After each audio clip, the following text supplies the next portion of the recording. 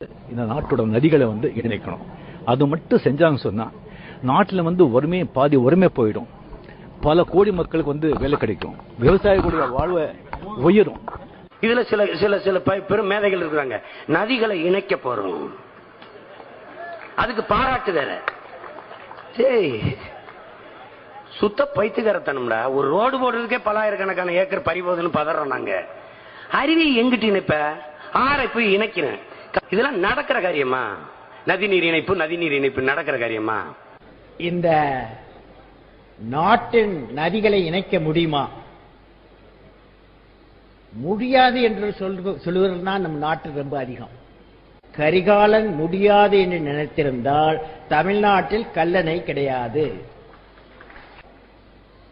British ஏகாதிபத்தியை எதிர்க்க முடியாது என்று காந்தியடிகளும் சுதந்திர போராட்ட வீரர்களும் நினைத்திருந்தால் நமக்கு சுதந்திரம் கிடைத்திருக்காது. இதெல்லாம் உண்மைதானே? முடியாது என்ற நோய் நம்மிடம் பல பேரிடம் அதிகமாக உள்ளது. அது ஒரு நோய். அது முடியும் என்று நம்பும் மனிதனால் தான் வரலாறு படைக்கப்பட்டிருக்கிறது. இந்திய நதிகளை இணைக்க முடியும் என்ற நம்பிக்கை கொண்ட இளைஞர்கள் தான் உங்களை போன்றோரின் அனுபவத்தின் துணை கொண்டு வெற்றியை காண வேண்டும். தென்னிந்திய நதிகளை அதை மட்டும் நம்ம இணைச்சிட்டோம் சொன்னா அதுக்கப்புறம் நெக்ஸ்ட் டே நான் கண்ணு மூடினா கூட எனக்கு பரவாயில்ல. கடமை இருக்கு.